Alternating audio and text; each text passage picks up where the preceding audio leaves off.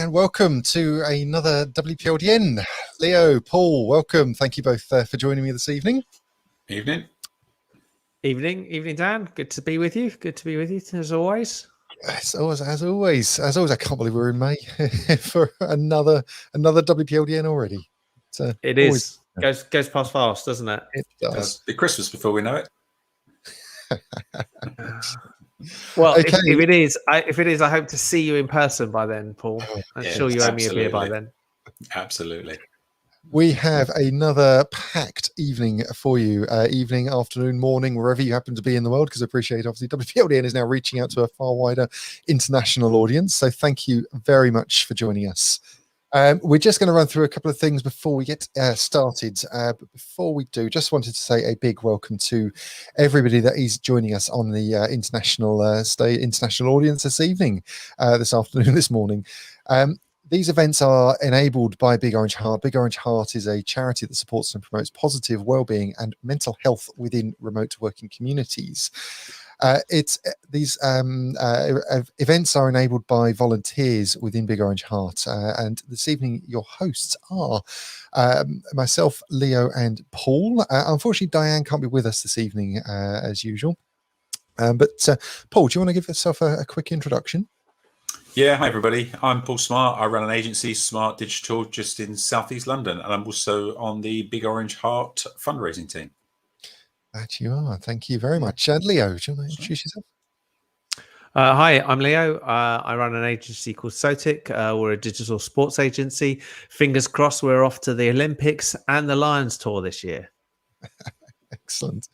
And I'm Dan Maybe. I'm the founder of Big Orange Heart, as well as I run a digital agency called Blue 37. I just want to say a thank you again, both to Paul and Leo. I appreciate you giving your time to enable us to have this event.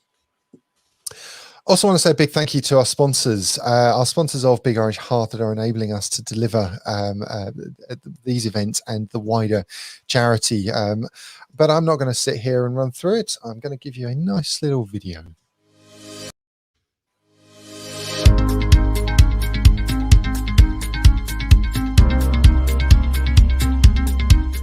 Passionate about making the web a better place? Automatic.com. Your managed cloud hosting platform, cloudways.com. The WordPress multilingual plugin, weglot.com.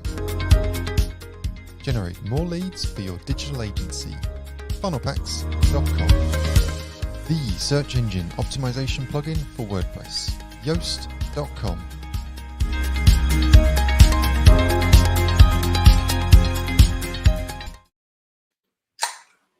And you may have noticed there and on the slides here, we've got that little URL, big.ht/thanks.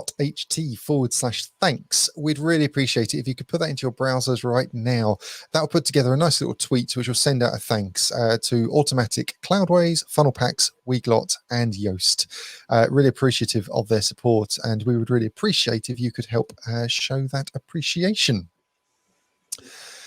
Excellent. I also want to say thank you to our supporters of companies that are enabling us to deliver these events by donating time into the charity Blue 37, Smart Digital, and Sotic. Okay, so on to tonight.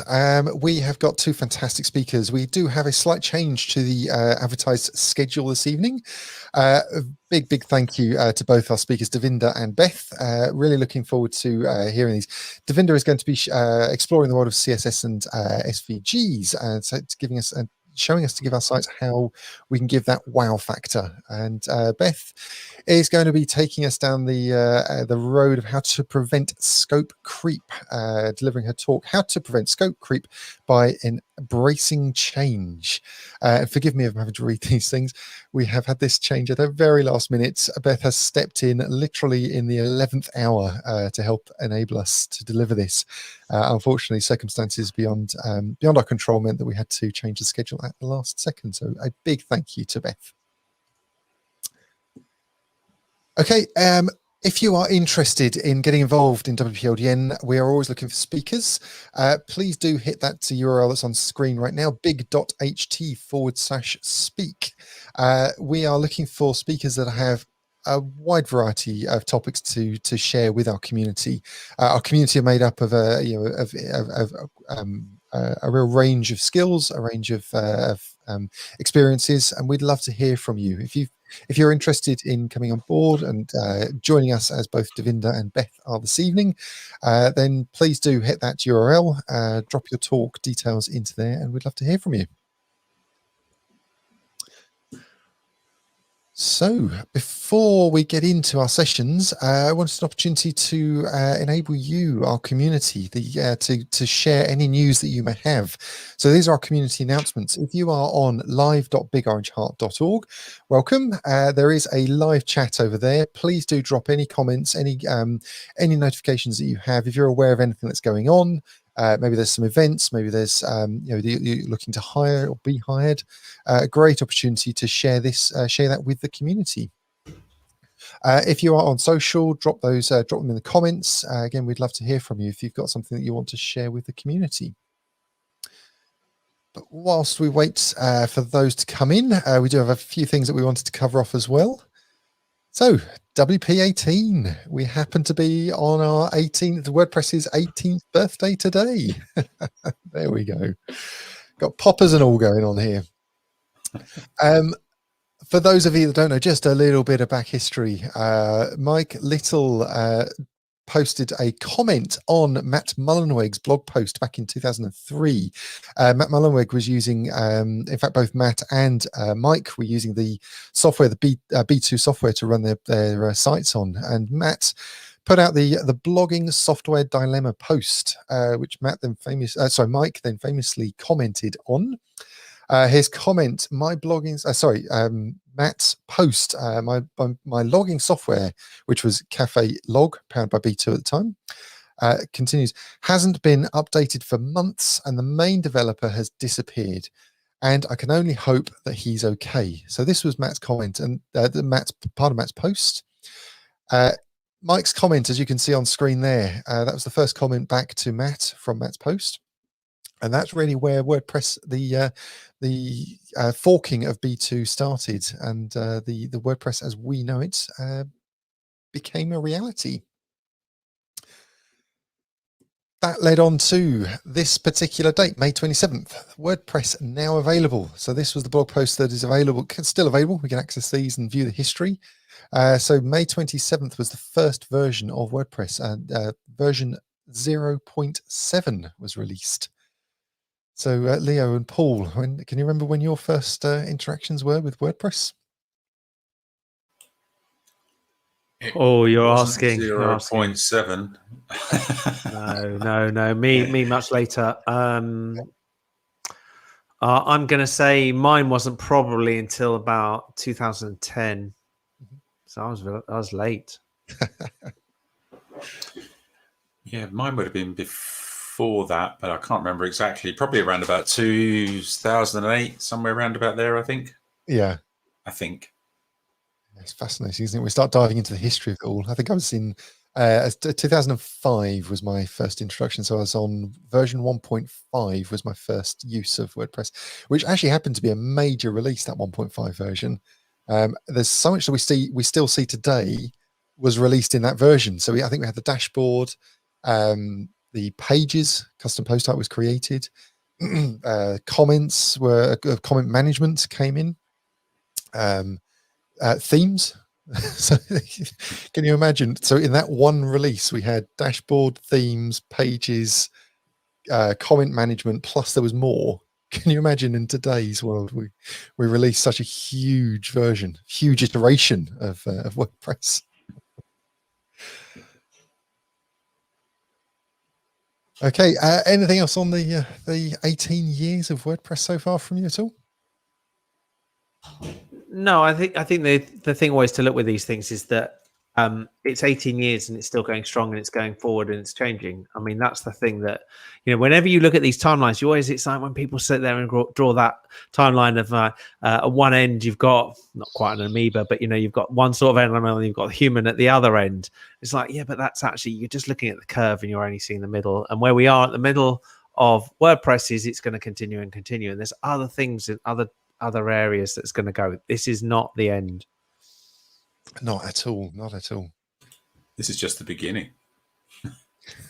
Despite the fact it's 18 years, it's just maturing to be an adult. I think it's going to be. I mean, my super interest is where it's going on the mobile environment, where it's going to be. There is a lot of growth that, particularly on the mobile client side, that there's a lot of opportunities. There is there's no standardization on building native apps on mobile. Still, that when somebody cracks that and puts in a CMS that works across all and makes that side much easier, it will be a big opportunity, and hopefully it's going to be WordPress. Yeah. Excuse me. I think there's probably a huge discussion to be had around this, isn't there? About the future of WordPress, where it's going, etc. Our thoughts and feelings. Maybe if you're out on live.bigorangeheart.org right now, you'd be interested in hearing a round table around that discussion in a future with WPLDN. Let us know if that is of interest for you, because I think we could certainly get some really interesting conversation, get people invited back up on screen to come and join us as an attendee. Come and join us and jump into that conversation about where the future of WordPress. We've done 18 years. What do the next 18 years look like for WP? Do you think there's something poetic justice about the fact it's, for us in the UK, 18 normally means down the pub, and this is the one when we cannot be down the pub at the end of it? Yep, there is certainly an irony in that somewhere, isn't there? There is, especially as we were all down the pub a year before, which is, as the UK, we're normally a year earlier. Anyway. Anyway, swiftly moving on, we've got a number of things to cover off. One of the things I wanted to discuss now is Wordfest, wordfest.live. Very excited about this. So this is happening 23rd of July. And again, we're going to hit you with a little video.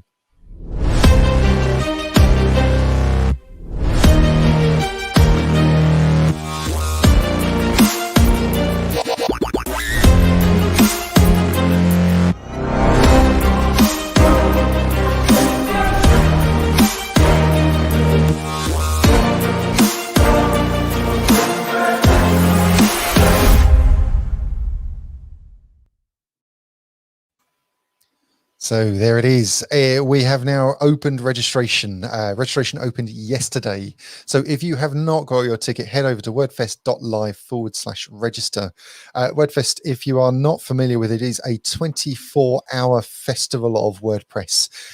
We circumvent the globe. So we start off in Australia. We head over to Asia, then we head on to Africa, Europe, South America, and finishing up in North America. We've got speakers, we've got sponsors, we've got volunteers that are coming in from across the globe.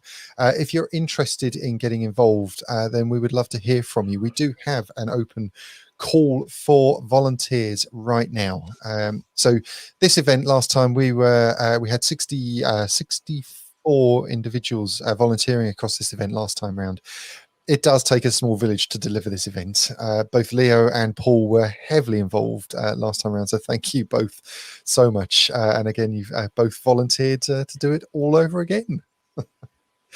I don't know about your experiences, but certainly for me, it was a real positive experience that it managed to get as an organizer the sense that you can get from the in-person events from behind the scenes. I don't know if it was something that both resonated with you at all.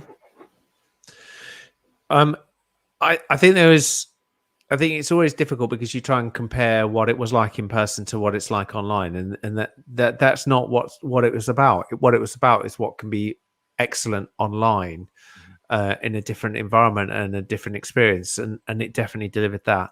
And there's lots of things that were really good, and I think there's still opportunities for it to even be better, which is where it's so exciting to be involved in it another time and to improve and increase it even further than where we were before. Yeah, absolutely. Yep, totally agree. Echo exactly what Leo said. And who can't do without Paul Smart at 4 a.m? You can't. No, well, at least hopefully I'll be awake when it starts this time. Yeah, it is a lot of fun. So we try to ensure that as a team, we do instill a lot of fun across this. To deliver a 24-hour event, it's quite an intense thing. There's a lot going on, a lot of moving parts, and there's as a volunteer, there is no expectation for anybody to be giving 24 hours straight. In fact, we actually discourage that. Looking after our well-being across this is our highest priority. But we want to make sure that it's also fun for you as volunteers. So if you're interested, there's a form on the wordfest.live/call for volunteers. We're looking for MCs, green room moderators, chat moderators, graphic designers, community moderators, communications, operations, and AV producers. Now, the operations is a really particularly interesting part that we are bringing in this time around. If you are into your command line, if you are into doing everything from the back end, we're really looking for people that can support us across that. So we run a number of custom built solutions, and there's a need for to get really quite technical. So if the command line is of interest to you, then we'd love to hear from you on the ops side. We also have a call for sponsors. If you are interested in getting your company in front of thousands of attendees, then please do hit the wordfest.live call for sponsors. We've tried to make sponsorship accessible for as many companies as possible. So our packages start from just $250, going right through to the top tier package. So please do head over there, take a look if you're interested. You also have an opportunity, if you are registering, there's an opportunity to grab a micro sponsorship at that point of registration. So again, love to hear from you. And of course, Wordfest is not the only virtual event. We happen to be on a virtual event delivering this. But there are some other fantastic events going on in and around the WordPress space at the moment. In fact, WordSesh is happening today. So tomorrow is actually the last day of WordSesh. If you are not familiar, WordSesh actually dates back many years. In this virtual space, so almost was certainly in the WordPress ecosystem was the kind of the forerunner of the virtual events. I believe the very first, in fact, I was an attendee for the very first WordSesh events, were run for 24 hours, and I remember sitting up for that first event for the whole 24 hours and getting involved. Please do head over wordsesh.com. As I say, tomorrow is the last day of sessions, but they are also running workshops next week. Let's do head over and take a look. Okay, we also have coming up in not many days' time the WordCamp Europe Online. That is taking place 7th to the 9th of June. Tickets are available now for WordCamp Europe Online. Have you both got your tickets? Already got my ticket? Yeah, got mine. Yep. Okay, moving on. The post status. Wanted to give a quick mention here. Post status. Brian Krogsgaard has departed from Post Status, selling his a share on to Corey Miller. Particularly excited to see what's going on here. Having had the privilege of working with Corey for some time now, really excited to know that he's got. I'm sure he's going to be leading this in some really exciting directions and taking Post Status off, building upon that community.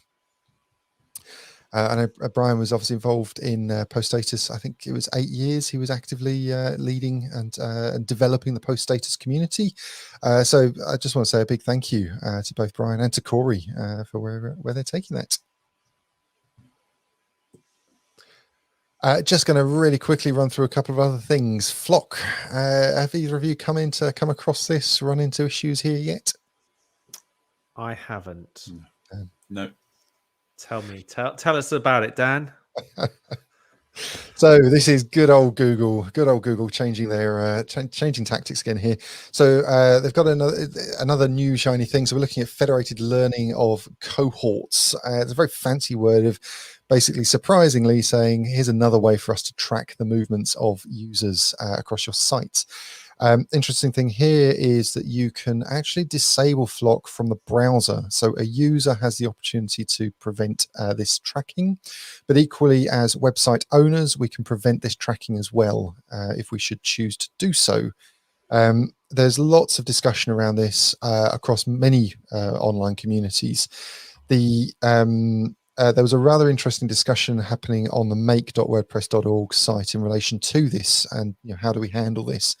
There was some conversation, and it's an enormously long discussion because it was brought up around the idea of pushing this out as an incremental security update. Of course, there was some discussions back and forth around, if you're using, is that a misuse of the security update that we have within WordPress, because obviously we now have the auto update of the incremental security patches within WordPress. So the issue here is that we would be pushing a change to the site that isn't necessarily a security update, and are we then abusing the updating process that is built into WordPress?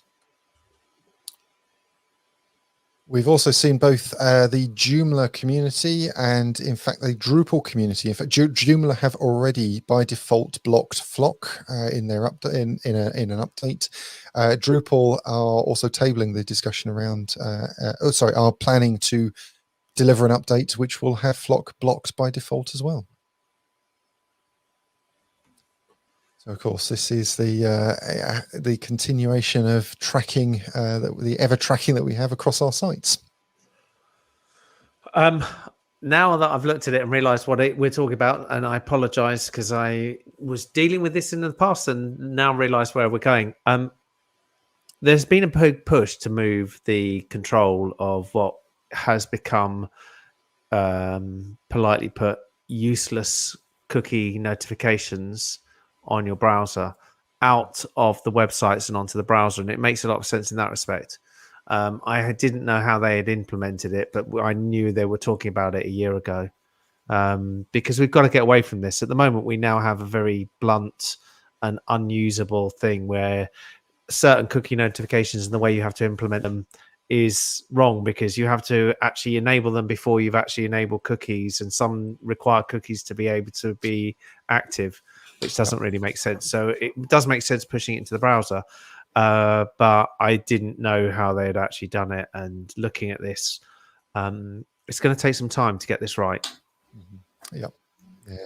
I think we're in for some interesting, well, in fact, there are already some really interesting discussions. As I say, if you head over to the make.blog in relation to this, there is also a track ticket that's been raised now, and an update in relation to, I believe, and I could be wrong here, but I believe for default blocking of Flock is set to the 5.8 milestone.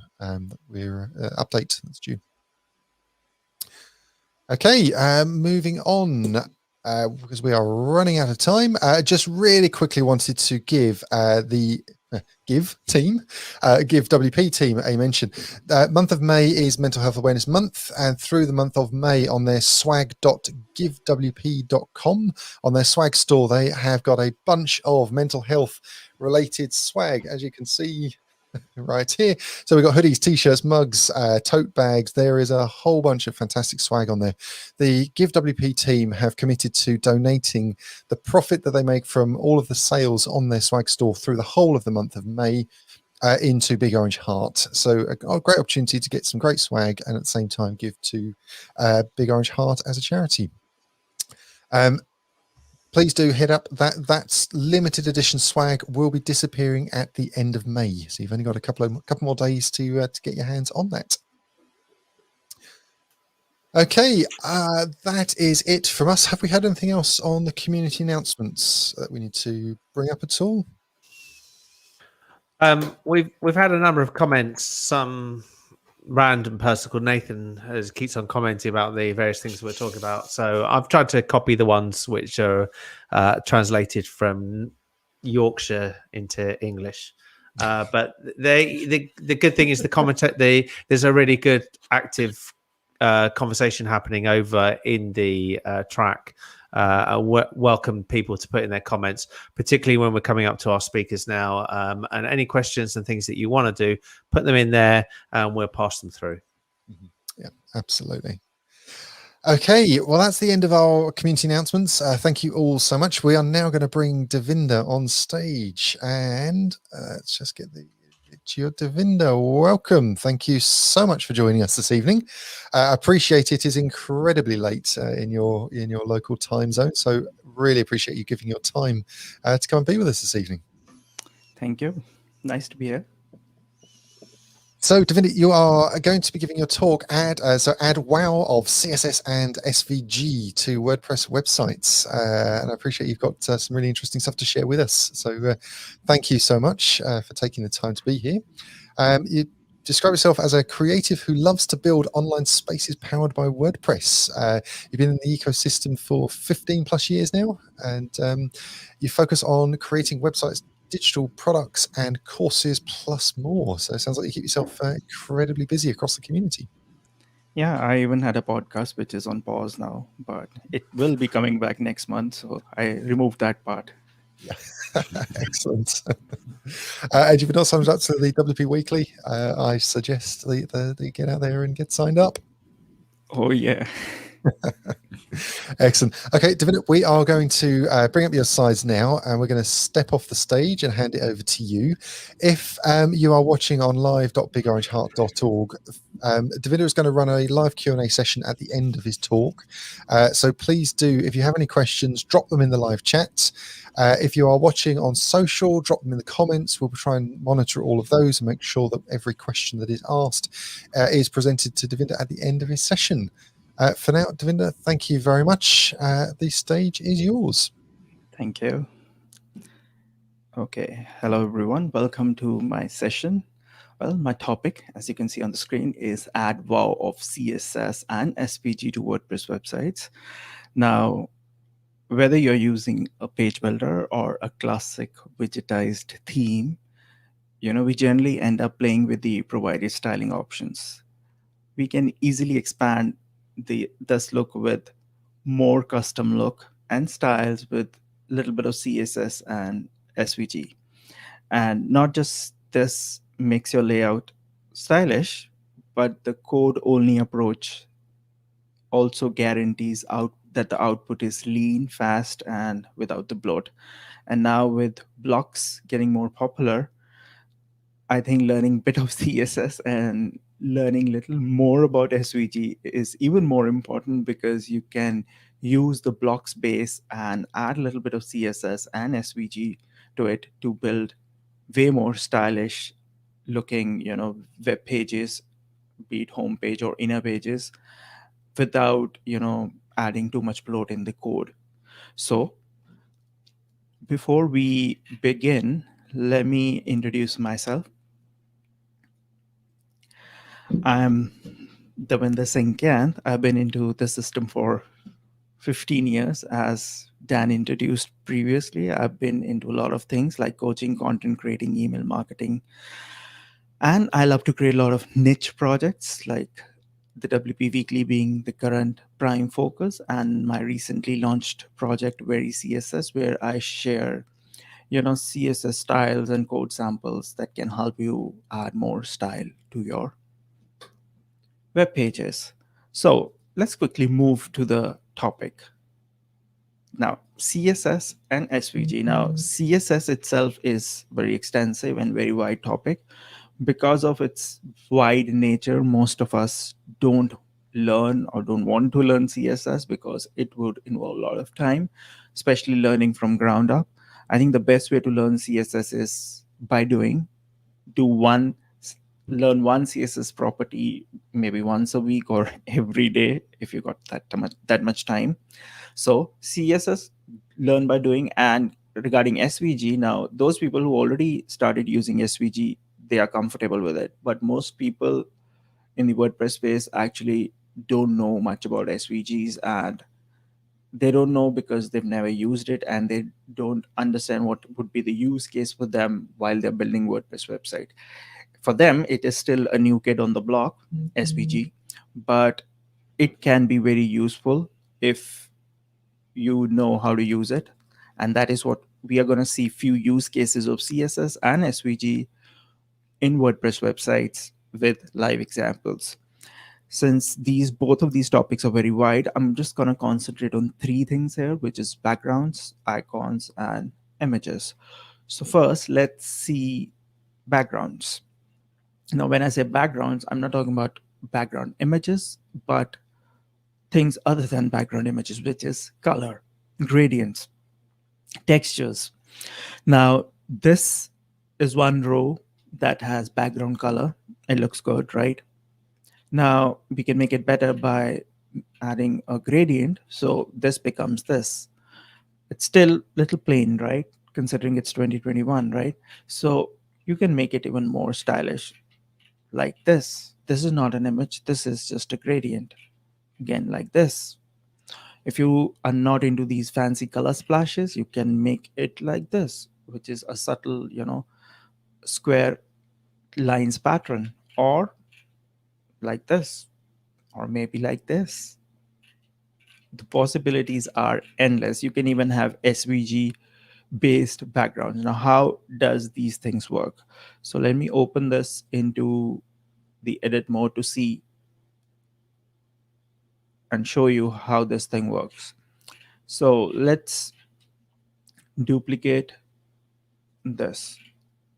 Now this has a regular background, color, right? Now, how do you add a background gradient that is fancy enough like this? So what I'm going to do is I'm going to go here and open this website called gradienta.io. Okay, I think it's taking time to open. Yeah, it's here. So let's go back here. Now you just have to do 2 things. First is just select which background gradient you like. For example, I like this, right? I'm just have to click here, copy CSS. That's it. Now I'm going to go here and I'm going to add a unique class to this row. For example, BG style A1. And I'm going to remove the background color from this row. Now I'm going to open the CSS panel for this. And we added BG style A1 class.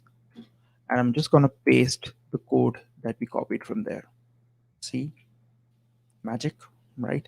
And good thing about it is these background gradients are CSS based, so there will be no bleeding, there will be no rough edges, there will be no blurring, and they will play nice even on mobile devices or tablets, and they look good even on responsive layout. So if you like this, you can have it. Like if you want some other one, like for example you want, say, this one, so you just copy here and we'll just open the CSS panel and change it. See, changes, right? Now this is for CSS. What if you want to use SVG code for backgrounds? Well, you can also do that. For that, let's go to this website. Now, these background gradients are made via SVG code. For example, I want this as a background. So I'm just going to copy this, go back here, and paste it here. See? Easy, right? But there's a problem with these SVG backgrounds, like in Beaver Builder and in few other page builder plugins. You cannot execute this code or on the page where the code gets output in a CSS file. Instead, you have to output it in inline. Talking in a practical terms, if you put this code in the additional CSS box in the WordPress customizer, it will run absolutely fine. So if you're going to use these SVG backgrounds and that code doesn't work on page, when you're putting this code on that page, then just put that code in the customizer and it will work fine. So this is for SVG background. There's so many, options here, see? And they are, again, since they are SVG, they are crisp, like this one or this one.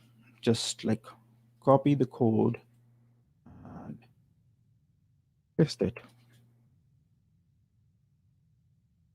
Now, this was for SVG, and we can also use other types of CSS backgrounds by going on this website called Gradient Magic. Now, this has lots of gradients, styles. Like when I say lot, it does have a lot. So for example, like if we go on this complex circles, like for example, you like this one, so you just click on copy. Again, the routine is same. We'll just change it for this thing that we are working with. So we'll just paste it here. See, looks professional, right? So CSS code and SVG code, you can use both to render really beautiful backgrounds that are light and code based, and they work on all the devices. And you can find all these links at this URL, verycss.com/summit.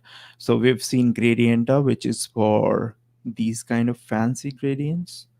And then we've seen Gradient Magic, which gives you these kinds of gradients. Well, there are a lot of styling options in here, so you're just gonna spend some time exploring them. And SVG backgrounds for more complex looking SVG background. So these three resources, they are awesome in implementing and making your backgrounds more fancy. Now, let's move on to the next one, which is icons. Now, generally, when you add an icon, it's generally you're adding, the icon options that are already available in your page builder, or by default in WordPress, you will have dash icons. And if you're using some other theme that may be in queuing font or some and other like foundation icons, like these are stock icons that you get with the, like these are stock or font or some foundation and all that stuff. Like, so whenever you put an icon like this on your on your page, that icon file will load. What if you want to switch these icons to better looking? Actually, they will be better looking CSS based or only SVG based. Let's see an example. So let me duplicate this row. So let's go back here and let me close these windows. So let's go to this. This is my favorite resource to get CSS based icons. These icons have been made with just CSS. That's it, just CSS. So for example, you want to show, let's choose an icon here. For example, you want to show this icon. So we'll click here. Now you're going to do two things. First is you're going to copy the CSS code. So let's copy the CSS code first. And again, open the CSS panel and let's paste it here. So I've pasted the CSS code for this icon. And now the second thing that you're going to do is copy the markup, which is this. So Control C, and I'm going to delete this. This was a standard icon. And I'm just going to use HTML module and paste it. See? And this is CSS based icon. So you're just calling a CSS class, and that CSS class is defined here with the styling. And these icons not just look good, they are also crisp because they are CSS based. So on any kind of device, they will look crisp. And there's such a big selection of these icons that like there are more than 700 icons. Like you can choose. You will mostly find an icon that you need for a project here. So get over using the stock icons, try CSS icons. And another good part about it is like you can actually change the color of any element in the icon. Like you see the arrow in it, you can make that arrow blue, or you can make this border around the arrow maybe blue or red, depending on your theme style or the website style you're going for. So the possibility of styling this is even way more because they are CSS based, and obviously you need to have a little bit of CSS knowledge to do it. But even if you don't, you can just copy paste directly from here. It's so easy. And now they also have SVG version, and we'll see another resource for SVG version. Now let's get back here. Now we've seen this as CSS. Now let's see SVG version. Now for SVG version, this is one of my favorite resource, which is Remix Icon. Obviously, you can also find SVG version of this here, but I prefer this one. This one is because it also gives you a lot of customization option. For example, I'm just going to click here. I want a blue color, right? So I'm going to do this, right? And I'm just going to click here, copy SVG code. And SVG icons are even more easier to implement than CSS, because in CSS you have to put the markup code and then the CSS code like here. But in SVG, there's just one code, SVG code. So I'll just add an HTML module here. My icon is here. Easy, right? And it's blue because we selected that color here. Obviously, you can change the size of it. And again, if you're not using, even this resource is good for PNG or standard image icons. So for example, you are not using SVG image or SVG code, you're just using as an PNG. You can also download as PNG if you are not still comfortable with SVG stuff. So icons, standard, this is CSS, this is SVG. So once you start, even in SVG code, there's so many options that you can do. Like you can change the, SVGs. This SVG code is actually code in real sense. Like you can change the width and height of this icon display from the code itself here. And you can also change the color of this. See, this is actually fill color, means the fill color, the color that has been used. Also, you can wrap this SVG code in a div element and add more style. For example, I want to add border around it. You can just wrap a div element and then define background color in that div element. So icons, try CSS and SVG icons. And now let's see images. Okay, so now this is a standard, whenever you put an image in the layout, it's like this is rectangular or square, or you will have an image rectangular or square with the round edges, or the image is round, right? But guess what? You can add more shapes to your image and the image will still be the same in the background. For example, this image is being shown as in triangle shape, but if I try to open this image in a new window, it's the regular image that I've uploaded. Why? But I've added the mask of triangle, and you can easily do that. Let's see how. So let's duplicate this row and let's open the resource that we're going to use for it, which is this one, which is Clippy.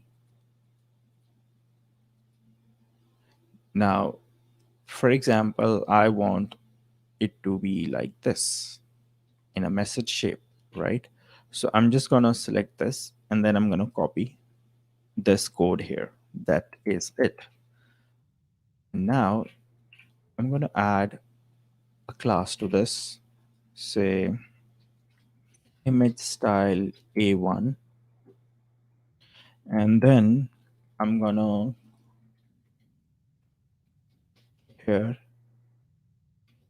image style A1 image tag.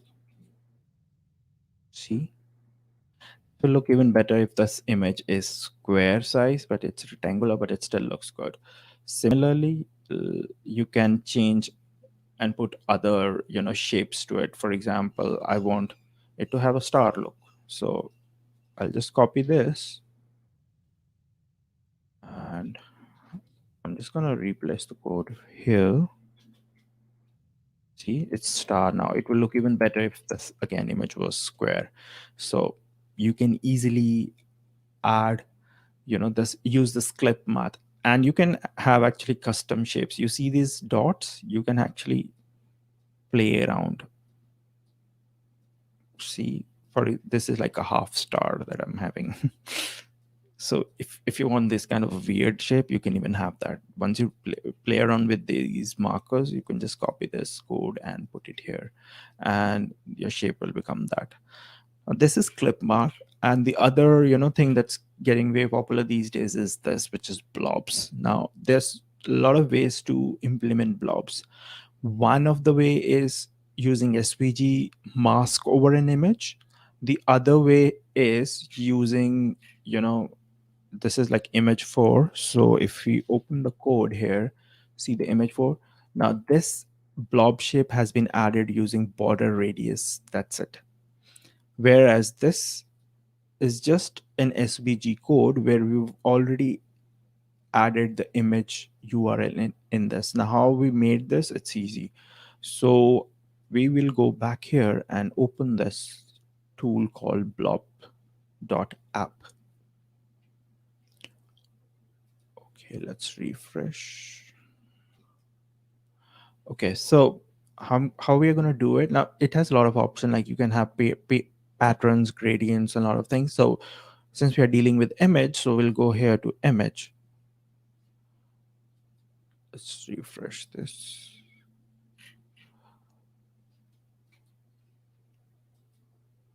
Okay, so this site doesn't seem to work as of now. So I'll give you an idea. So when you click on image, you will then, after you click on image, you can select the shape and size of it, and then click here to view, copy the SVG code.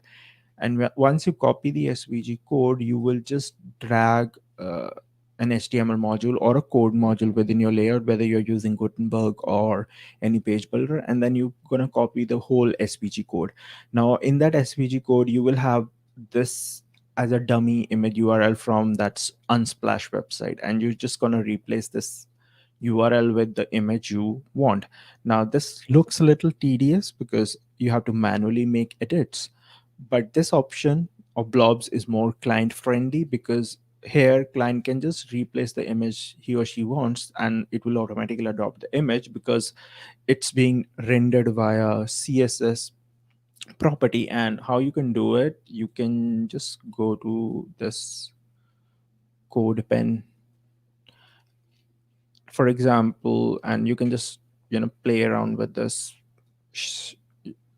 like how you want. Like for example, I want this kind of a shape, so I'll just copy this, and let's see, let's add it to this one. So let's make it image style A2. So I'm gonna open this and put in image style A2.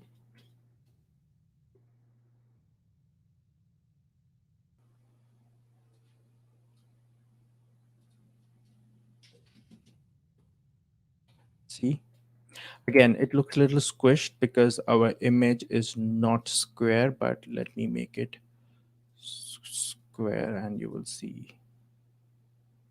See, so where were we had this shape, right? So it's exactly like this weird shape. So images, use this tool called Clippy, which uses clip path property to add amazing shape to your images if you're bored of squares and rounds and circles. And if you want to go beyond that and make it more stylish like this, you can use either the SVG method or you can use this border radius property. And there's more. like you can have these patterns also, and these patterns have been made using this tool itself. So for example, I want this pattern, so I'm just gonna copy this code and go here and see the pattern has changed, and I've just overlapped a standard image with this shape that we can implement using the methods that we've seen here, and added a negative margin to float over this. So it's easy. Why? Because for if you're building sites for the client, the styling will remain there. Client has just have to click here and change the image, and the new image that the client adds will automatically take this shape, and this background, fancy thing pattern will remain there without anything, unless your client deletes it. So backgrounds, icons, images. There are other elements also, like you can have smooth shadows, CSS patterns, CSS spinners. I've added these resources here, so you can go to this verycss.com/summit to grab the links to all these resources, and this should be handy for you. Now, if you have any question, please feel free to ask.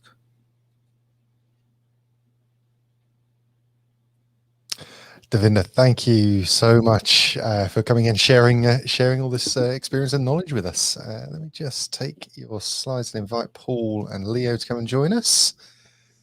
I'll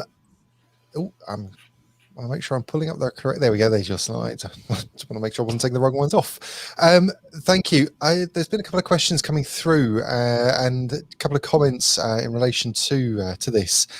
First off, just wanted to quickly mention, just to be clear, that you're obviously using Beaver Builder across this, but everything you were talking about, isn't specific to Beaver Builder. There, was it? No, you can. I used HTML module in Beaver Builder. You can use the code module within Gutenberg blocks. It will work exactly like that. Yep, absolutely. And to get that CSS box per page or per post execution, I use a plugin called Simple CSS with blocks, because now earlier, all my sites were Beaver Builder, all Beaver Builder. Now, like, I've been experimenting with only core blocks. So my combination, the magic combination, is Astra Pro theme with only core blocks, and I install Simple CSS plugin. So it gives me that CSS box per page. Even you can activate in per post if you want to, but that's not recommended. But per page is for styling. So I can build a full layout with just CSS by using just HTML core block in Gutenberg. That's it. Yeah, absolutely. Excellent. I just wanted to actually had a question or a discussion point really around the use of SVGs, and obviously there are obviously some safety concerns in relation to the fact you're talking about an XLM file there, making sure that obviously that file isn't executing obviously the inappropriate or insecure JavaScript within there. So, are you using any specific plugins in relation to enabling SVG compatibility? Okay, so SVG security, it also depends on your web hosting server, because again, that's the real backdoor entry that people will get, right?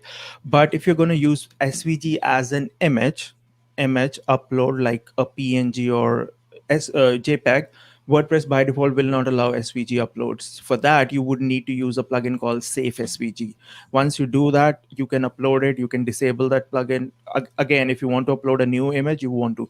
However, I didn't touch that element of uploading an SVG image. I only touched on the SVG code. Now, I only use SVG code generators, which had very simple, like 3 or 4 lines, which are very structured SVG code. Again, if you're going to use an insecure code, that will cause an insecurity. But most of the code that I used were hardly 3-4 lines, which you can actually interpret easily with height and all that.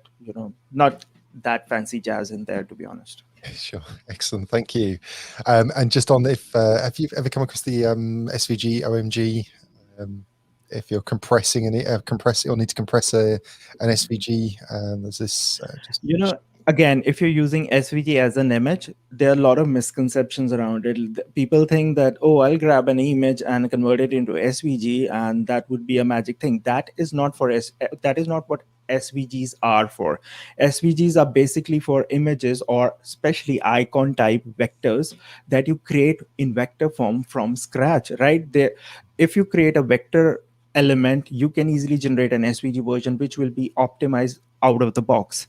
Now, if you're trying to copy my photo and trying to convert that into SVG, you can convert it, but the file size will be even bigger than JPEG. That is not the use case of SVG.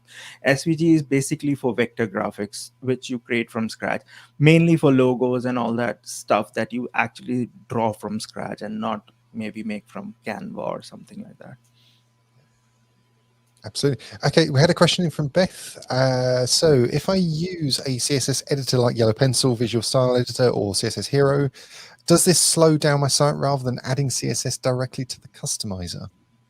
Well, more plugins you add, more it will add bloat. That's the common understanding, right? And even with customizers. Now, the problem with customizer that I have is, like, anything that you put in the customizer, it would load on every page. And if you're building a homepage layout and you got a style that only needs to load on homepage, right? Then you should only execute that page code on the homepage. For in that case, things like simple CSS, this plugin is made by Tom Osborne from GeneratePress. This is an amazing plugin, like you can drop it. But again, even this plugin has a disadvantage. Why? It can be an advantage in certain cases, that this plugin will output your code inline within the code of your web page. It is not going to make a CSS file out of it. So you have to be careful. But then when you're adding such kind of styles, you're not going to adding 100 of 200 lines of code. It would be hardly like maximum 10 or 20. And adding this much of inline code is perfectly fine. Obviously, if you're going to talk to some SEO expert, they will say no inline code at all from SEO point of view. But then SEO is not made up of one parameter, right? You have to draw a line somewhere. So a little bit of mumbo jumbo is okay. Yes, absolutely. What I particularly like around the concept of SVG and combine it with the CSS is the flexibility that it provides, and I think you did a really good job of demonstrating that. The use of fill, for example, within the SVG, the ability to change gradients, etc. So I think there's a huge level of flexibility here, isn't there, in terms of what we can deliver to our clients. And I think you brought up a really important point of particularly the clipping of images. You set it up so the client then doesn't need to think about how to, here's a nicely shaped image. Because you've placed clipping over the image, the client then hasn't got to think about opening that up in Photoshop and editing it to a point of making it the same shape. Have you had any kind of feedback from clients around that use case of this kind of clipping at all? Yeah, because the only thing I write in the notes for them is make sure your image is square. So what I do is I most of the time when you install WordPress, your medium image size is by default 300 by 300. So just tell them to select 300 by 300, the medium size. That should be good enough to go. Absolutely. I think we just had a question from Ben, just to confirm, which was the plugin Simple Block CSS. Do you want to just confirm which? Yeah, I'll just give a link to you. Sure.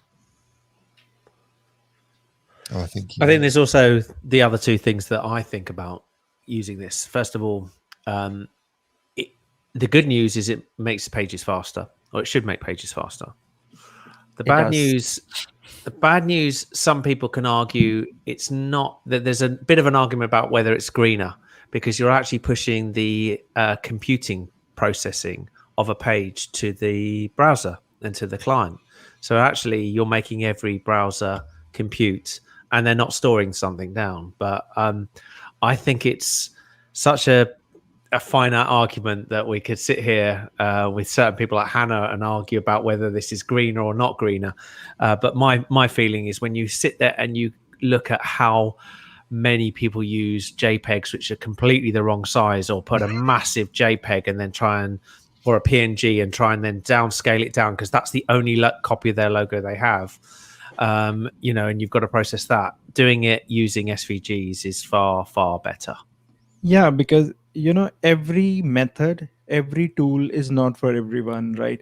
Even in our WordPress communities, how many times do we bash page builder users? But the page builder users form a big chunk of the WordPress space, right? And even Absolutely. within the page builder, there's a fight. Like Elementor is good, Beaver Builder is good. Now there's Oxys and now this and that, whatever, right? Now everyone is loyal. Obviously, it's like I've married Elementor, so Elementor is my spouse now. Don't dare you talk anything bad about it, right? That's the attitude that happens in these communities, right? So I think just like Elementor is not for everyone, or Beaver Builder is not for everyone, even Blocks is not for everyone. I still see a lot of big agencies with hundreds of clients still using Classic Editor. Why? Because they just don't want to invest time in training their clients to switch to Classic Editor. Well, a classic one where I've used it lots is that, you know, when you sow, as everybody does, a selection of logos of all of their clients or of other things, and, you know, they'll sit there and they'll create a whiteout version for when you're rolling over it, and another color version when you're doing this, etc., etc. When if you standardize it in SVG, you can literally sit there and change the logos in the SVG as you do it. You can use it via CSS also. Use the brightness, property, or you can add even more fanciness by using sepia color and all that stuff. So again, every tool out there is not for everyone. Like, use the tool that works for you rather than your best friend. Excellent. And I think that is a perfect place to wrap up. Davina, really appreciate you giving your time to come and join us this evening. I appreciate it's incredibly late for you now, so hopefully you can get yourself off to get some sleep shortly. But thank you for coming on, sharing your experience, sharing your knowledge with the community.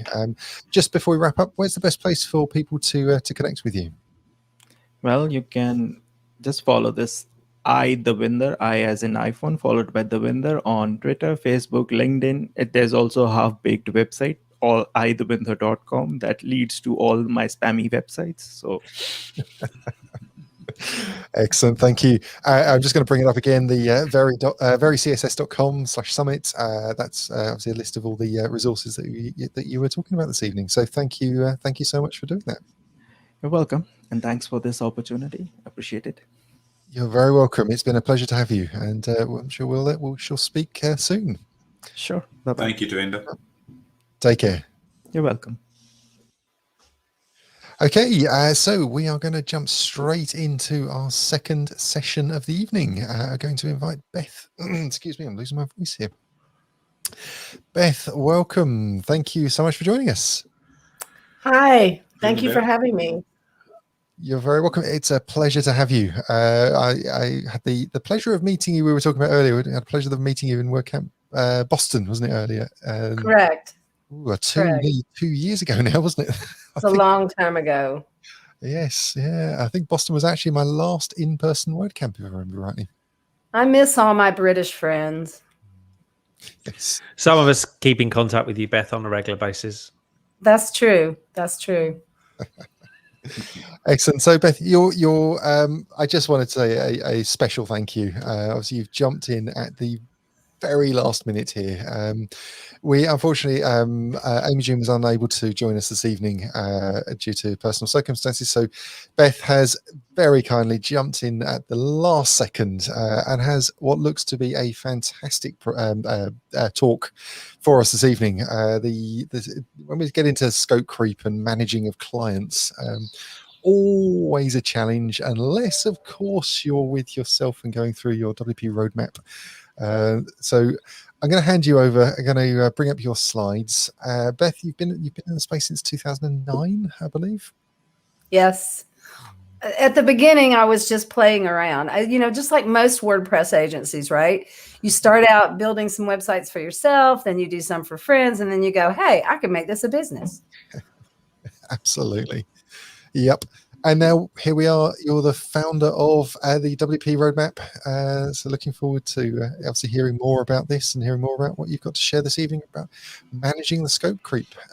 So thank you so much. I'm going to bring up your slides. Okay. Here we go. Boss, just before we drop off, if you do have any questions for Beth, she's going to run a live Q&A at the end of the session. If you're on live.bigorangheart.org, drop your questions in the live chat. And similarly, if you're on social, drop them in the comments and we'll get them on screen for Beth to answer. Beth, over to you. Thank you. And thanks for having me. I know that I jumped in at the last minute, but I appreciate you giving me the opportunity. I'm always anxious to talk about these topics because I'm a total project management geek. It's my passion. It's the thing that I care about a lot. So I'm going to share with you how to prevent scope creep by embracing change. But seriously, but let me just tell you, that is the scope creep WAPU. If you're not familiar, if you've been to a WordCamp, you know who WAPU is. It's just that little character that kind of is the official mascot of WordCamp and WordPress. And that is the scope creep WAPU there on the slide. So why should you listen to me? This Southern girl, old lady, I'm an old lady from the southern part of the US. And why should you listen to me? Well, I'm going to tell you. I started life as a first grade teacher. I went back to school, got my master's degree in instructional design, and then I went into corporate working as a training specialist, technical writer, an IT business analyst, and a project manager. Then that was before. Now I am a WordPress solution provider, and that's what I prefer to call those of us who aren't really developers and we're not really designers, but we build beautiful websites. And so I call myself a solution provider. I speak at a lot of WordCamps. I sometimes teach at the local community college. I'm a GoDaddy Pro ambassador. For those who don't know, that is the same as Managed WP. And I am, as Dan said, the creator and director of the WP Project Managers Academy. So before we get into this, I want you to know I'm going to cover these first few slides really quickly because I want to get to the meat of this and the things that most people have questions about. So what are you going to learn in this session? You're going to learn what scope creep is. There might be some of you who don't really know what we're even talking about. So we're going to talk about what is scope creep. We're going to talk about how projects creep in the first place, why you should embrace change, the elements of a good change control process, and the magic of the change budget. And it really is magic. So first, let's talk about what is scope creep. Scope creep is when your WordPress project slowly moves into work activities and related costs that you did not previously agree on with the client. And I didn't realize that all these slides are animated. I had forgotten. I've used these slides in a previous presentation, forgot they were animated. But these are the main ways that a WordPress project creeps. Lack of clarity, beginning design and development too early, over-promising with an unrealistic completion date, and gold plating that's disguised as over-delivering. So lack of clarity and detail is usually in the project definition documents, your requirements. They're not fleshed out enough. If you begin design and development before your requirements are thoroughly fleshed out, and before all the content has been gathered, that can cause scope creep. Gold plating, I'm going to tell you about on a later slide, and you'll get an idea of what that actually is. So here are some common ways that clients cause scope creep. Of course, the main one is asking for something new after development has started.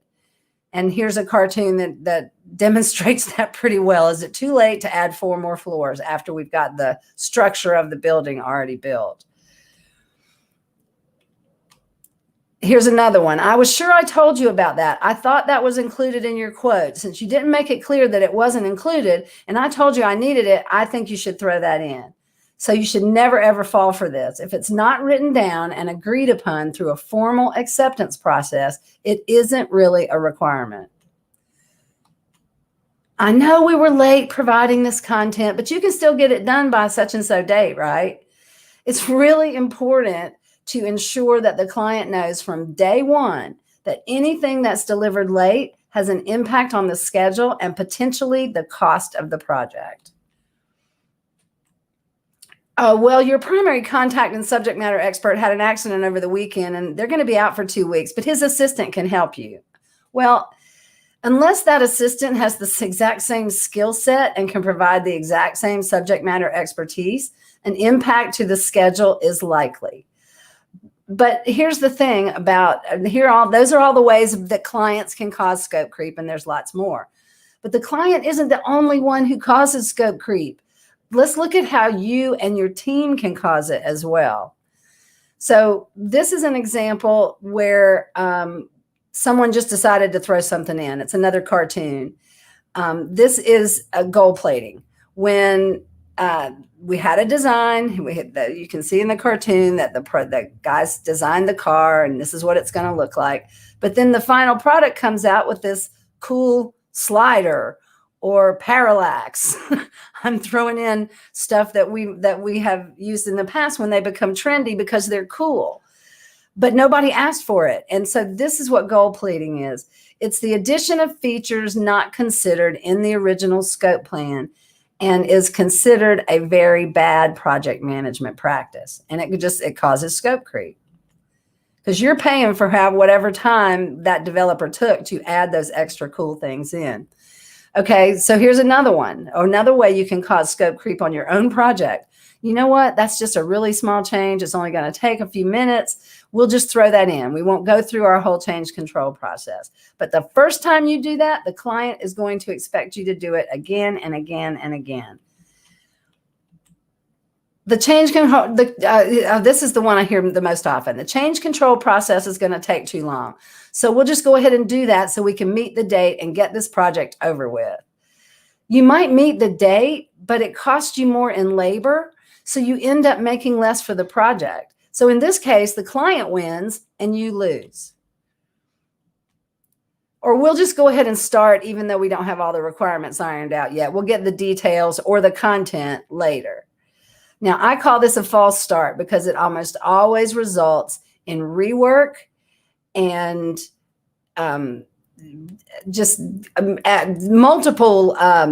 multiple revision cycles, which is pure unadulterated scope creep. Okay, so how can you embrace change? I'm going to go over these briefly, and then we're going to go into each one a little more deeply. Ways to embrace change is to educate the client, acknowledge change as inevitable because it is, abandon the crystal ball approach, position change as opportunity, establish and stick to a change management process, and put the client in charge of change. So let's talk about educating the client. You need to stop acting like your client is stupid because they don't understand how a website development project works. You need to gently educate them instead. Look, we have our heads down in this stuff every day. They don't. It's not they have a business to run. It's not their fault that they don't know how these things work. You need to discuss your management plan early on. You need to describe that it includes a change control process, and you need to have those discussions early in the process so you get the client buy-in to your processes. Be brutally honest about change. Tell the client that change is going to happen because it is inevitable on I would dare to say every project. And then explain to them what happens on projects where people don't manage change. It becomes a giant mess.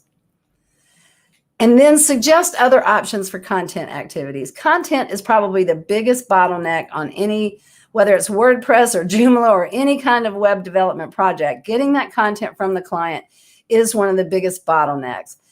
And most of the time, the client isn't really the best one to create the content anyway.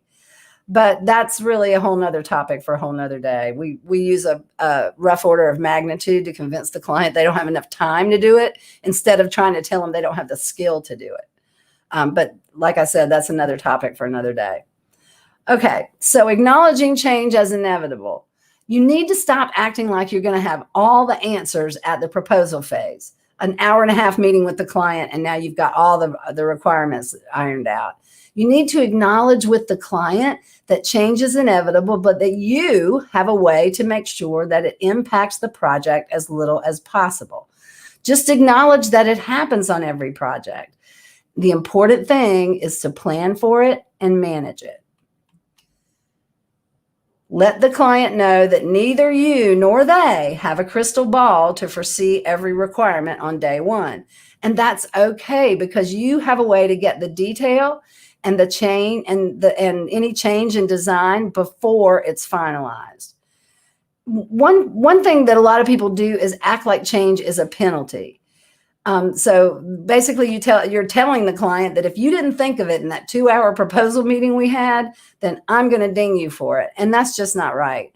And we act like if we don't act like we have all the answers, that then the client won't choose us. But that's not the case. What really happens is when you explain these things to the client, especially if it's a client that's been burned before by a not so reputable developer, like they disappeared or they didn't get things done on time, then spelling these things out for the client ahead of time and telling them how you're going to manage them can really set you apart from the competition.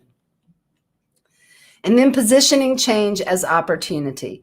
You need to make it clear to the client up front that if change occurs, and it really is less likely if they choose you, if you've got a good change control process, then sometimes it's best to save that change for a future phase, for a phase 2.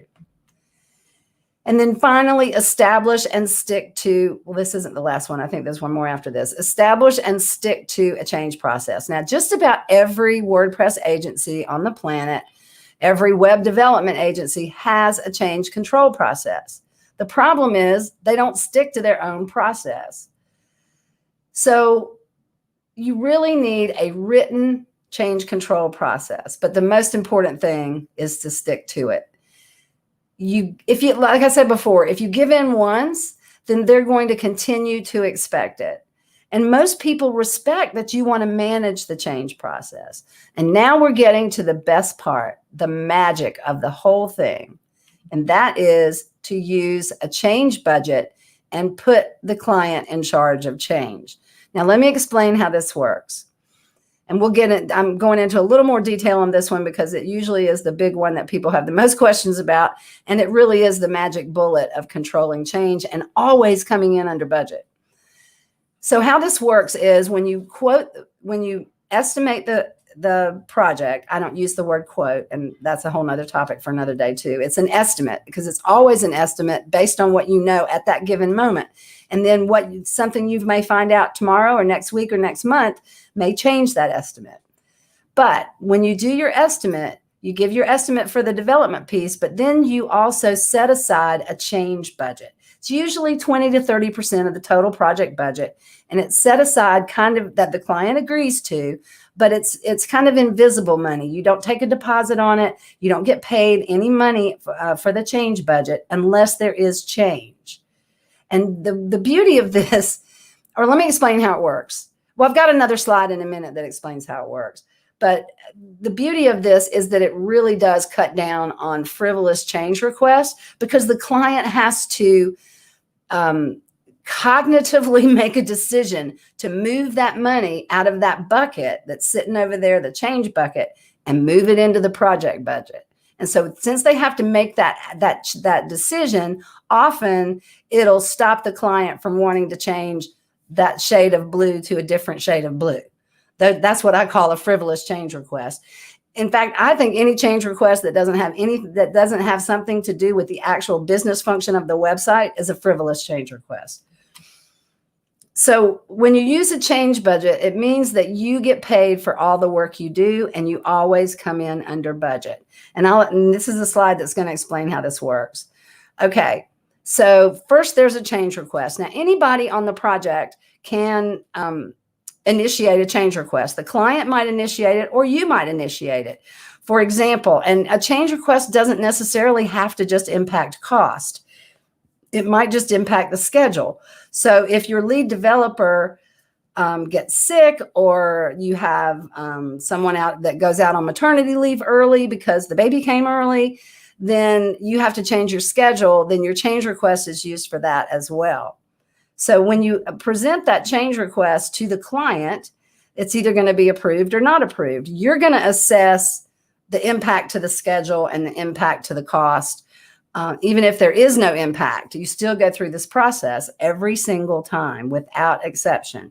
It's the only way to make sure that the client gets the process down and that they know that you're managing all types of change, even if it doesn't affect the budget or the schedule. Even if it affects something like resources. For example, a plugin all of a sudden becomes unavailable in the repository and you have to decide on a different plugin. That's a change of resource, so it requires a change request. Okay, so if it's approved, then that money comes out of the change budget and you get paid. Now, it depends on the client. If it's a client I've worked with before and I'm not afraid of them not paying me, I will usually invoice for it right then. But if it's not, sometimes I will, if it's somebody I've worked with before, I'll wait till the end. But if it's somebody I'm not real comfortable with, I'll go ahead and invoice for it right then. And I will not invoke the change until I get the payment. We get paid before we do the work. But what if it's not approved? Well, that's when you add it to a phase 2 list for the client. And then if they choose to go forward with phase 2 and they choose you get paid again. So that way you always get paid for everything that you do. In terms of always coming in under budget, so let's just use this as an example. Let's say that the work estimate for the website is $5,000. And let's say you decided to do a change budget of 30%. So sitting over in that invisible bucket is $1,500. So your total project estimate is between $5,000 and $6,500. But the secret sauce to the whole thing is that if you don't use the change budget, you came in under budget. It's not that you have to come in under budget of just the project work estimate. If you come in under budget of the work estimate plus the change budget, you have come in under budget. Now, in order for this to work, you have to establish a really good change control process. So let me tell you what the elements of a good change control process are. First thing is it uses a change budget. That is a must. It defines what constitutes a change because, we think we know what change is, but what does that really mean? And you have to have that spelled out for your client so they know that, all right, this particular deliverable has been approved, or in our world, we call it accepted. This deliverable has been accepted. And so if you want to make a change to that deliverable, then that means that is a change. If that deliverable hasn't been finalized yet, then that's not really a change because they haven't signed off on it. But basically anything they've signed off on, if they want to change it after that, then we invoke the change control process. It identifies who can initiate a change request, and that's usually anybody on the team. It establishes that all change requests are in writing. We don't do anything and you should have a form that you have all your change requests together. The back and forth email is not the way to do it either. It identifies who's going to assess that impact to the project, and that's usually the project manager. And if you're a solopreneur like I am, that's usually you. It uses a change request log. Now, that change request log is mostly for you, but that allows you to go back after the project during your debrief or when you're collecting your lessons learned and go over that change request log and really get an idea of, okay, here are the mistakes I made. Here's why the client had changed because I forgot to ask a certain question. And then you can improve your processes. So that change request log is really important. It specifies where the change request will be maintained. This is really more important if you have a team or if you have a repository where you keep all of your project documents that your clients have access to. So your change control process just needs to say, here's where all the change requests will be maintained. It identifies who is responsible for approving or rejecting the change request. It specifies how long a change approval or rejection should take.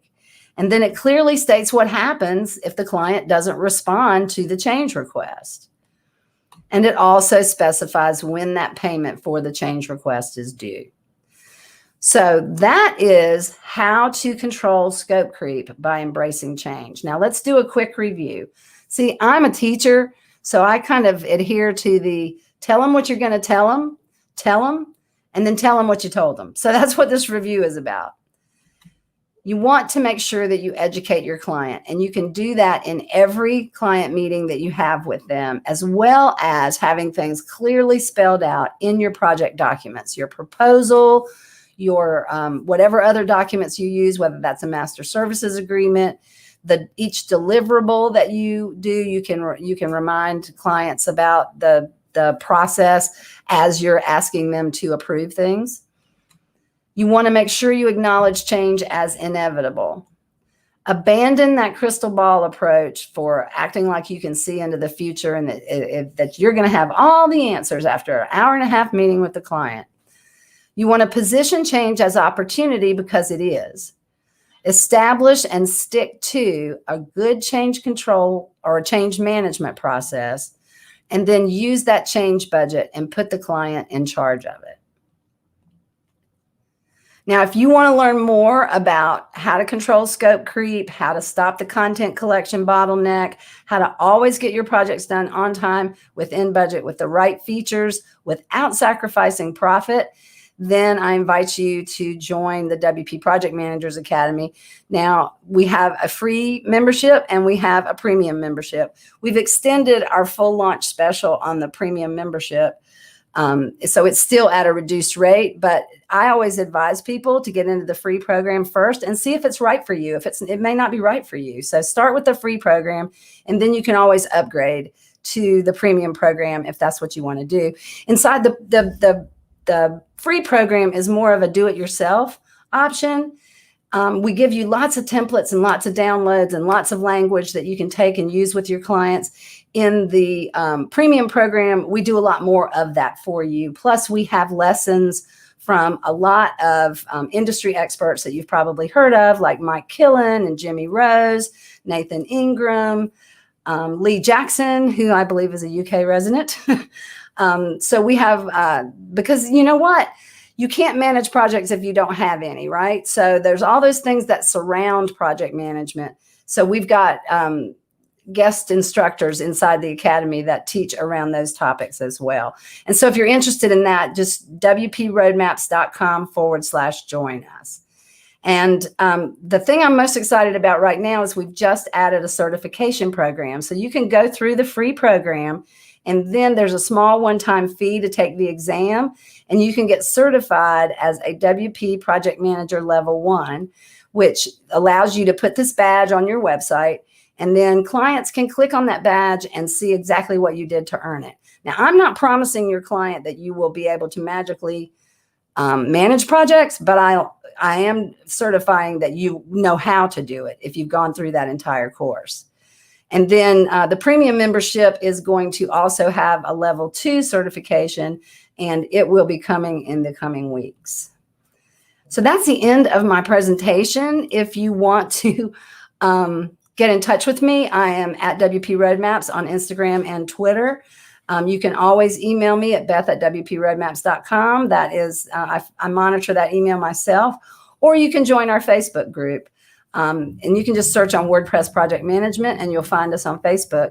We do ask a few entry questions, and that's just to keep the riffraff out. We're not judging you for the answers of your questions, and they're not retained in the group. It's just to make sure that, because we have a lot of people who think they're going to come in there and spam us, but once we ask those questions, they end up not joining.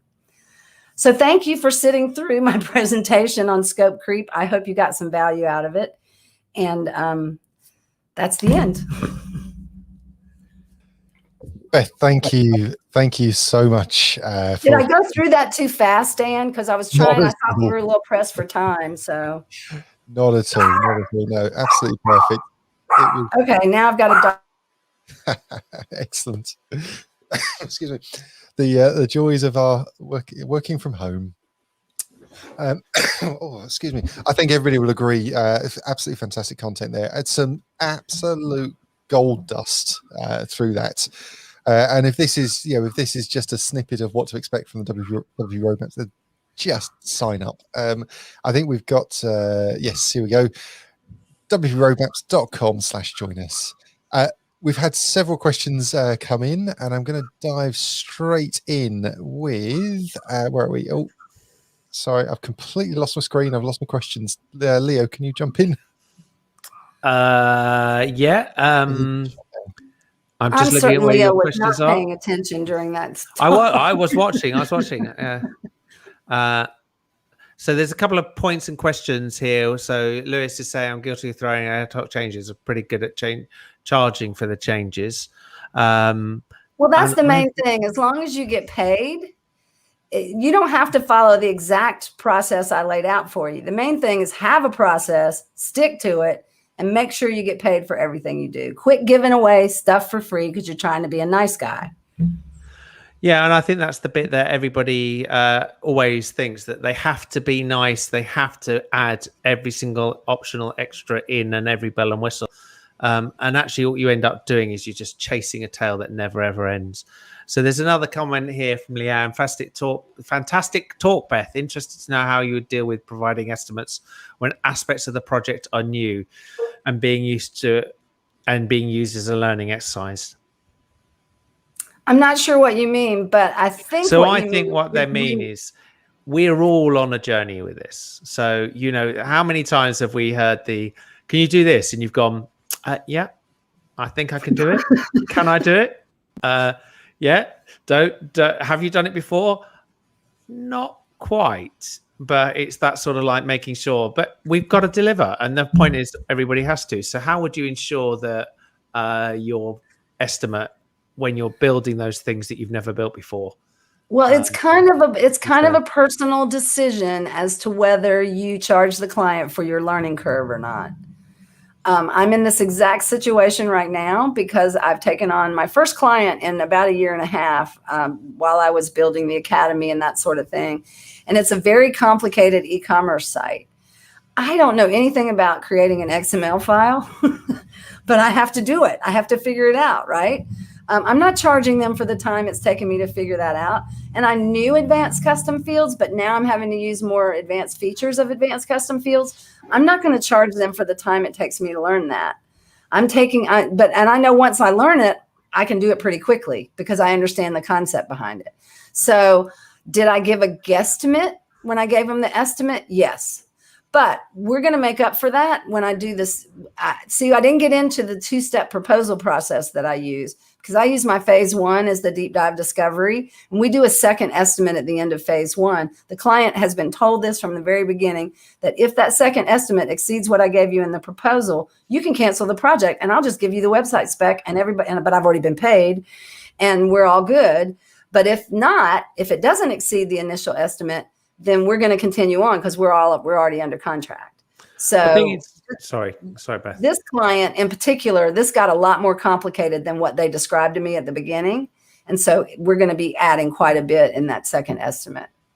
Yeah, and I think the reality of all of these things is that you have to learn on some of these things, as you say. You know, otherwise you're going to be delivering something that's out of date and it doesn't meet the requirements that people need going forward.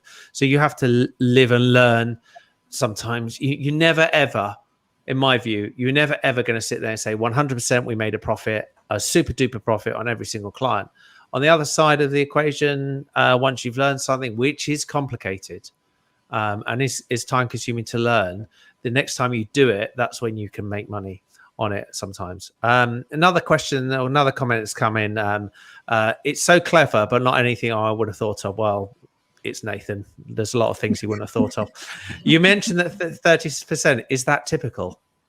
Well, it's 20 to 30%. I usually base that, the percentage that I choose, on my assessment of whether the client, how much of a PITA the client is going to be, whether they know what they want or they don't know what they want. If they're really clear on what they want, then it's probably going to be lower because we're probably not going to have as much change. But if they're like all over the place and asking for like really unrealistic stuff, and you have to educate them on, you can't have a Facebook type website for $500 and that sort of thing, then that change budget is probably going to be way higher. And a lot of times before I even do my proposal, I use the Chris Lemma anti-pitch approach. So I already tell them, I'm going to be too expensive. I know I'm going to be too expensive for you, but here's what I can do for you. And oftentimes the project management piece of my proposal is what sells the deal. Lewis says, charge them because they wouldn't show up to paint your house for free. He's absolutely right. I always find that it's the ones that tell you how much things are going to cost that they already know how much it's going to cost, that actually have no value associated with how much these things are going to cost. And it's really hard. It's not entirely their fault. There's a TV commercial on about every 5 minutes that says you can build a website in an hour. All right. Yeah. Well, if you can build a web, if I can buy this thing on this TV and do a website in an hour, why are you charging me $15,000 to do a website? Yeah, and I think everybody who is watching this will be familiar with the idea and concept of somebody saying, "Can you fix my laptop?" And you go and fix their laptop, and they go, "Here's 4 cans of beer," and you're going, right, this is taking me about the same amount of time as it takes for your car to be serviced. You don't give them 4 cans of beer. So, everybody's got an idea of where they think. I think Rufus was saying... There's a good example in itself, though, Leo. You take a car in for a service. How often do they quote you one price, but you quite often get a phone call telling you that there's all these extra things that need doing, and you end up paying more for it. They don't do it for free just because they gave you that price. I think the difference when it comes to anything that's electronic is that people just have an assumption that it just all works, and you're just charging them for something that actually physically doesn't happen. With the car, we all get really cross when we hear, "So what did you actually do in my service?" Well, we had a look. Okay, what else did you do? Not a lot. We changed a pollen filter, and it's like, so there's £200. Oh, and we vacuumed the inside of the car. And you're like, right. But when it comes to a website, everybody's like, "Oh yeah, it just took you 5 minutes, didn't it? You just could have done it for 5 minutes." Well, that's the other thing, is you're not paying me for how many hours it's taken me. You're paying me for what I know. That's right. That's the bottom line. So I'm gonna get up on my soapbox for 1 second about the quote versus an estimate too.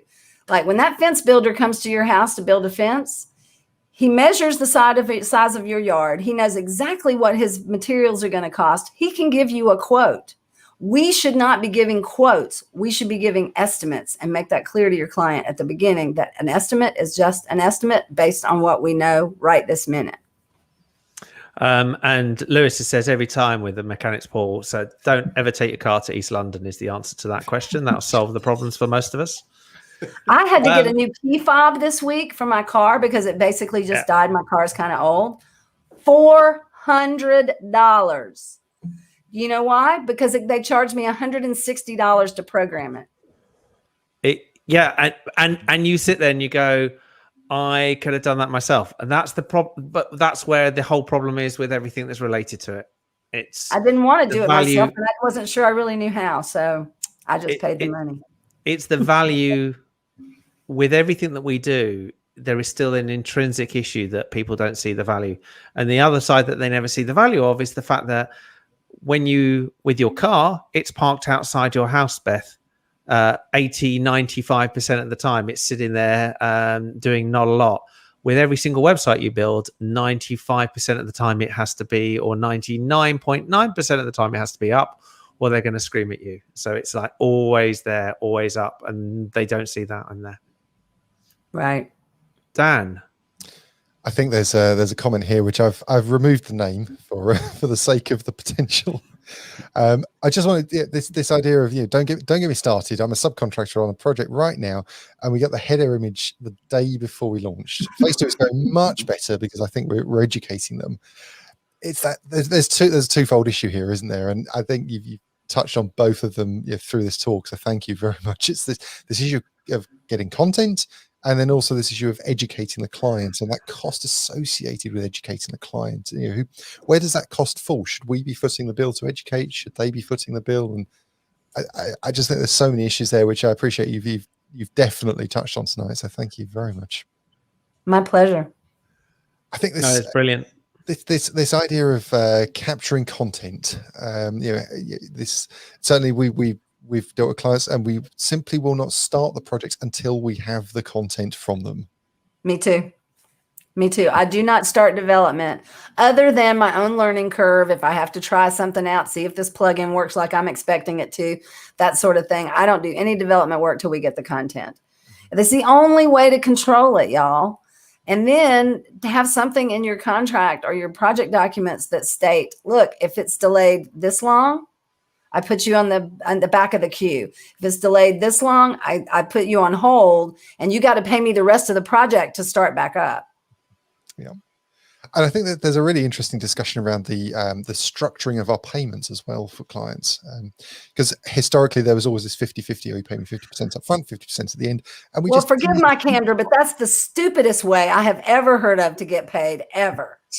Well, again, we're trying to be tradespeople, and that's not the way this works. You know, when you build a house, you might not pay for the final payment till it's done and you get those keys, but that's not the way this works, because you've got to get paid. And yeah, I teach that in the academy too, is a different way to structure your payments so that you make sure you get paid for everything you do. And so that the last payment, if for some reason your client runs out and you don't get that last payment, it's only a tiny bit left. Yeah. And I think that's perfect. I think wproadmaps.com/join us. Beth, where can people find you? If obviously we've got the join us up here, where is the best place for people to connect with you at the moment? I had that last slide up. It was at WP Roadmaps is my there you go, is my Twitter and my Instagram. You can email me at beth@wproadmaps.com, and you can join our Facebook group. I'm in there all the time. Fantastic. Well, again, Beth, thank you. I'm so appreciative of you jumping in at such a last minute and delivering such a fantastic talk. I mean, there's so much gold dust through that talk, and I'm sure anybody coming in and joining your academy has an awful lot to be able to take away. So really appreciate you giving your time this afternoon. Thank you so much. I enjoyed doing it. It Excellent. makes me feel like I'm in London, darling. Soon, Beth, soon. I hope so. I had to cancel my UK bucket list trip back when Lee Jackson was doing his thing, and I'm looking forward to seeing Downton Abbey in person. It's an American thing. I know it. Yeah, it is. Excellent. Well, Beth, if you're able to, feel free to join us. We're going to jump into the social in a moment, and we'll continue some discussions and conversations around, particularly, I'm sure, around obviously what you've talked about this evening. But appreciate, obviously, it's also been a lot of time that you've given at a very last minute. So thank you so much, and we shall speak with you shortly. Okay. All right. Thank you, Beth. Bye, guys. Bye. Bye. Excellent. Oh, I think we can all agree, two very different subject matters, but two very different, interesting and important topics discussed this evening.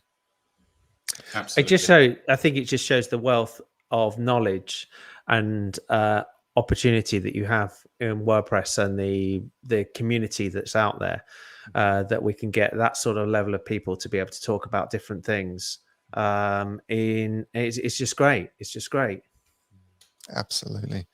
And as I said at the start, if you're out there listening to this, if you've watched this, we would love to hear from you. If you're considering a talk, big.ht/speak is the website.